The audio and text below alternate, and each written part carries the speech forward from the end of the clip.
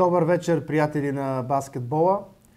Повече от 2 години не съм казвал тези реплики, защото предаването Студио Баскетбол не съществуваше поради липсата на отбор в Националната баскетболна лига.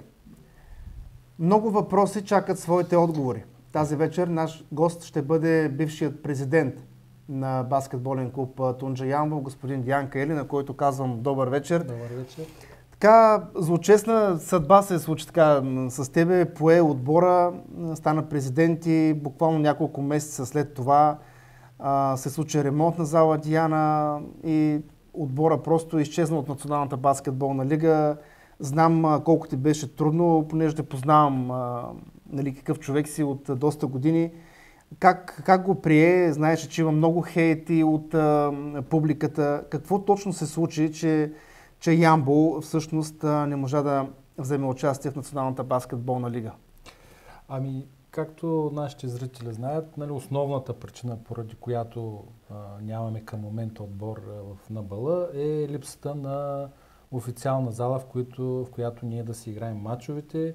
Както ти каза, наистина това не беше лесно решение, но аз по стечение на обстоятелствата, откакто се занимавам активно, може би от 2019 година с клуба, се случват доста форс-мажорни обстоятелства. Да. Първо ковида, там също имахме доста тежки моменти, стари задължения, липсата на финанси и сега това, което в крайна сметка все пак е хубаво нещо, защото зала Диана отдавна има нужда от модернизация и реконструкция. Всички фенове знаят проблемите с таблото, с размерите на залата и така нататък. Ние за спортна зала Диана ще говорим най-вероятно в следващото предаване, когато Станислав Говедаров ще не бъде на гости и ще направим кадри в зала Диана да информираме обществеността какво се случва, но аз искам да те върна малко назад в твоето стъпване в тази длъжност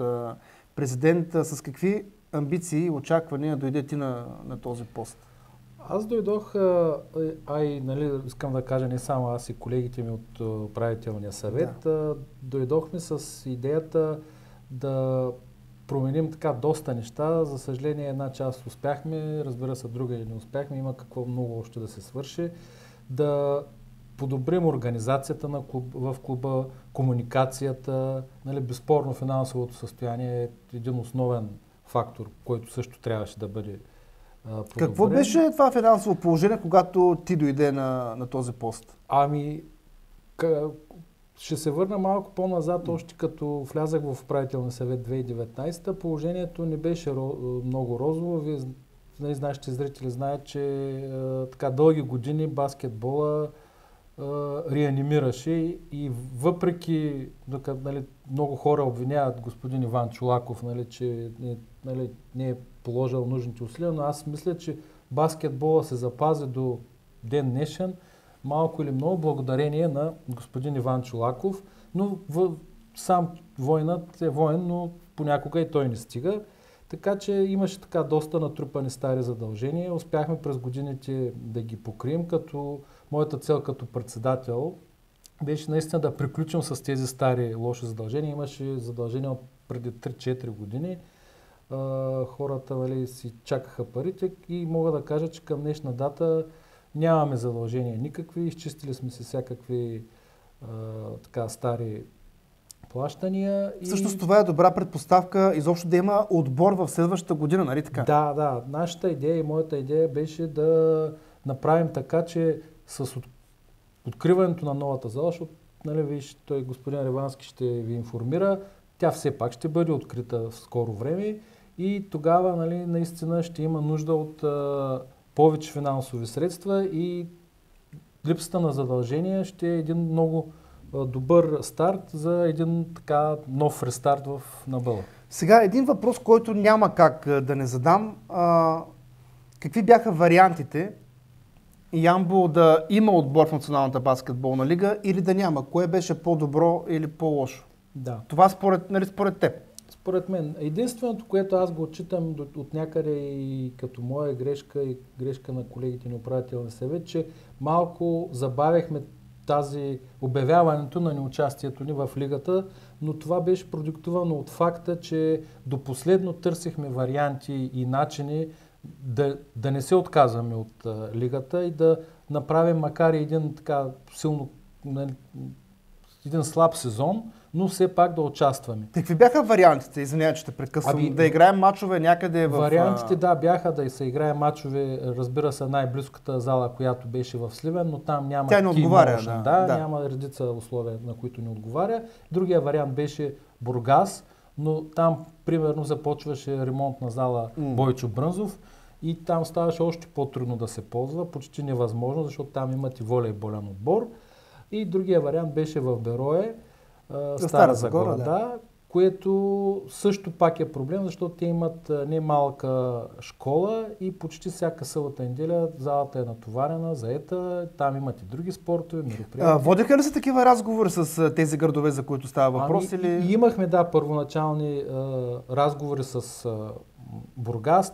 Нали, ние оттам ни информацията, че тогава към този момент Бойчо Брънзов не беше влязъл още в ремонт. Те ни казаха, че е абсурд да стане, защото едната зала ще я затварят за ремонт.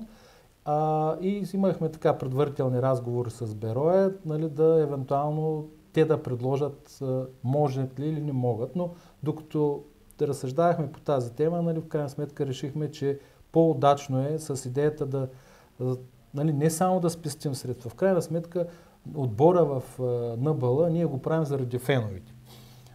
Ти знаеш, че да, в Ямбол има немалка публика, но все пак Ямбол е малък град и едва ли отбора би бил, нали, така, истински отбор, ако трябваше да играе навънка и всички фенове трябва да пътуват събота вечерта, в понеделник вечерта, неделя вечерта до Стара Загора. Ти си финансист, щяха ли да стигнат тези средства, ако бяхме минали на такъв модел? Не, те не само, че нямаше да стигнат, те не бяха и достатъчни към този момент и още повече, когато ти нямаш зала, ти нямаш основната си перо да рекламираш дадена спонсор или човек, който, нали, фирма, която иска да ти помогне.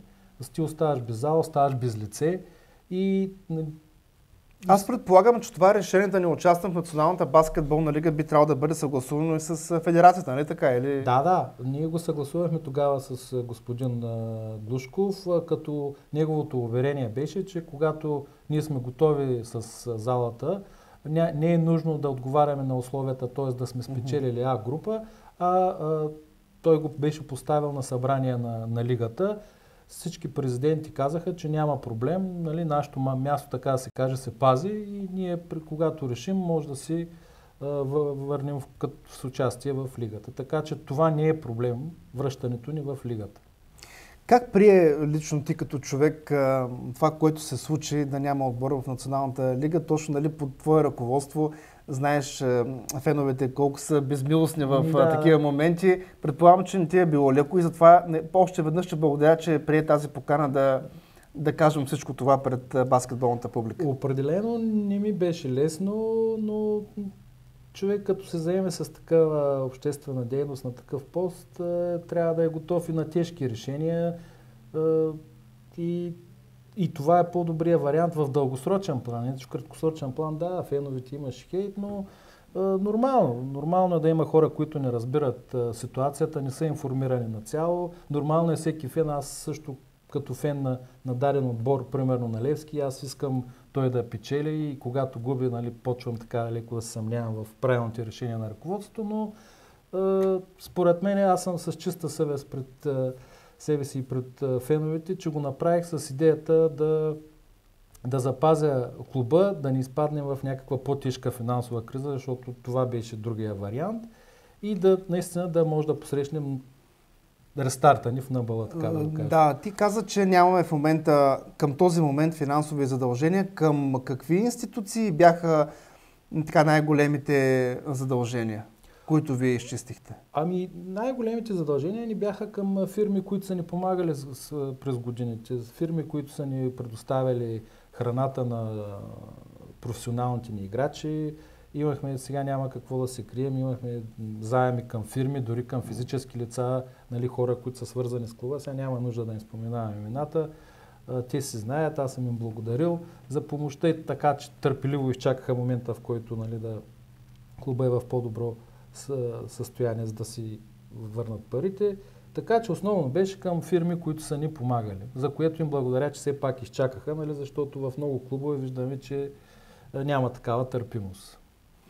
И сега как така изтече мандата на това управление, на този управителен съвет, или това беше твое решение да се оттеглиш и да дойде нов президент на твое място? Това беше мое решение, най-вече защото така в последните месеци в личен план ми се натрупаха доста ангажименти, аз съм човек, който като се захване с нещо, обичам да му се раздам на 100% и да го правя така, както трябва, мисля, че трябва да се прави. И си прецених, че за следващия сезон това няма да ми се отдаде и затова прецених, че е по-добре да преотстъпим така мястото на нов председател, който с нови сили, нали, той е пак, нали, да кажем, новия стар, но няма значение. Въпросът е, че той всички го познаваме, има желание, има хъс, така че там при него енергията е неизчерпаема. Аз присъствах на това събрание, ако мога така да кажем. Тогава Станислав Говедаров, новият президент или председател на управителен съвет, те покани лично ти да бъдеш част от този управителен съвет. Трябваше ли да мислиш за това или просто нямаше как да приемеш? Не, аз обичам баскетбола, обичам този клуб. Не случайно толкова години съм му дал от времето си, така че не ми се наложи да мисля. Плюс това ние с Говедаров така през годините, вече 5, 6, 7 години сме работили заедно и мисля, че така се допълваме и можем да се взаимно от помощ и да помогнем заедно на клуба. Добре, всички така в клуб членове на управителния съвет, има ли се всеки така някаква функция, каквато да изпълнява? Кой ще търси пари в крайна сметка за новия сезон? Защото това е основният въпрос. Ще има ли? Това с парите, то така е стоял във всеки управителен съвет, че според мен всеки един от нас трябва да търси пари. Да, има хора, които примерно отговарят за финансовата част, има хора, които отговарят за спортно-техническата, така, ако има някакви проблеми в тази част, те се намесват, но според мен търсенето пари трябва да е ангажимент не само на настоящия управителен съвет, ами и на членовете от стария, фенове, ако искате да кажем и родители, защото в крайна сметка този клуб, то е едно частно начинание и той се води, че е на града и е нормално обществеността да му помага. Тук говорим фенове, искам да апелирам, дали то ще е вече за до година, но повече абонаментни карти да се закупят. Повече хора да не се опитват да влизат без билети в залата. Дори операторите трябва да. Но за операторите ще си помислим. Но дори да вземат пример от други клубове, където хората си купуват не по един, по два, подаряват на близки, даряват билети. Наистина да се превърне в един социален феномен, защото спорта е социален феномен. Колко пари са билетите така за един матч? То зависи от публиката, разбира се, колко души. Аз не помня дори каква беше цената наистина. 7 лева беше старата цена, което, честно да ви кажа, е направо към днешна дата с последните събития поради влизане в евро или какво ли, инфлация, 7 лева си е нещо направо смешно. Аз предполагам, че още не сте говорили каква ще бъде цената на билета за следващия сезон, но какво е твоето мнение? Разбира се, Станислав Говедаров ще питам следващата седмица като дойде, но ще има ли и какъв отбор ще има Ямбол евентуално? Колко пари според теб, ти вече си бил и продължаваш да бъдеш част от това, според теб каква е цифрата, която ще бъде нужна за един наистина отбор, който да радва ямболската публика? Аз мисля, че и той ще потвърди моите думи, но с всички неща, пера по издръжката на един клуб, които през последните години неимоверно нараснаха, реално за да съществува един клуб да е долу-горе така на средно ниво, му трябват не по-малко от 700 хиляди на сезон. Това говорим, все пак да имаш отбор, да не си на опашката, но да не си в първите топ 3. Сега в момента има ли такива общински пари, които ще отидат за следващата година спестени пари? Да, надяваме се, моята идея и желание да го направим това нещо, да останат пари от субсидията. Която е в какъв размер? 230 ли е? Колко тя е 250 хиляди за 250. мъжкото направление, А група или НБЛ, и 30 хиляди за детската школа, което, нали, това е субсидия, която не е променена. Сега ще излъжа с цифрата, но поне минимум 10-15 години. Като цифра не е променено. Може да си представим преди 15 години какво са били 250 хиляди и какво са сега. Сигурно пак въпрос към Говедаров ще бъде другата седмица, но останали е половин милион, тогава откъде ще дойде? Ние се надяваме да... Има ли вече така фирми, които биха откликнали за следващия сезон?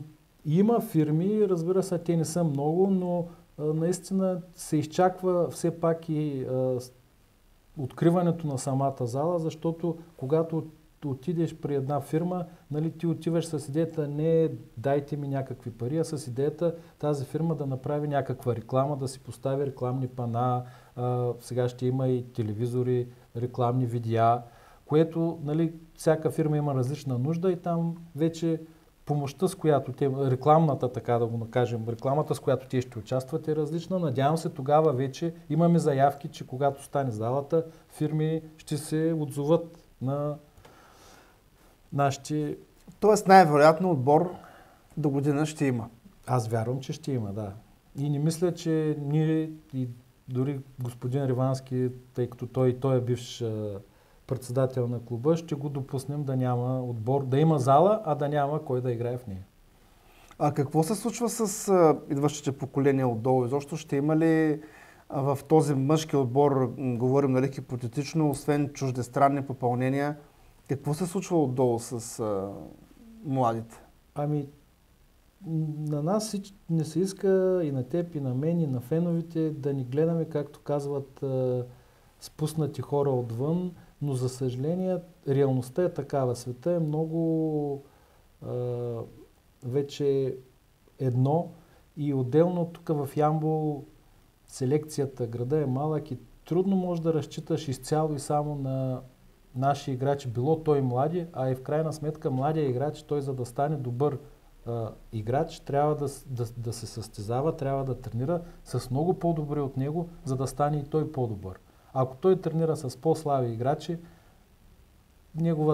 неговата кариера е обречена. Така по-скоро ще е пак някаква колаборация между местни момчета, юноши. За съжаление, поколенията все по-трудно и по-трудно така стискат зъби и стигат до професионалния баскетбол. Рано се отказват, идва им прекалено голямо предизвикателството и затова и виждате и в националния отбор последните квалификации селекционера се чуди кой да извика. И сега в мъжкия отбор на Ямбол се връщат много познати имена, като Иван Тенев и Евгений Иванов, Раднев, Мартин, също да, разбира се. Как така, вие ли ги поканихте да се, има предвид целият управителен съвет, разбира се, говоря, да се завърнат? Да, с формирането на този отбор в А група, който ние възлагаме наистина доста така високо сме дигнали летвата и сме го заявили на треньора Стойо Чолаков. Той прие хвърлената от нас ръкавица и пое този отбор с идеята наистина и се хвърля така доста с енергия. Така той ги селектира, той си избра момчетата, включително имаше разговори с доста деца от старшата възраст, които бяха. Сега една част приеха неговата покана, други решиха да продължат в други клубове, но това си е тяхно решение. Но наистина се събира един така много добър ямболски отбор, който аз наблюдавах първата им контрола. Има доста енергия в тези момчета и доста добър синхрон и ми се струва, че ще очакваме и ще са приятна изненада. Аз съжалявам, че нямаме кадър, доколкото знам в Айтос с Вихър са играли. Там как се разви матч, ако може така малко с няколко изречения? Започнахме така добре началото, поведахме с 15-20 точки и ни изпуснахме водачеството през цялото време, въпреки че нашите момчета бяха само 7.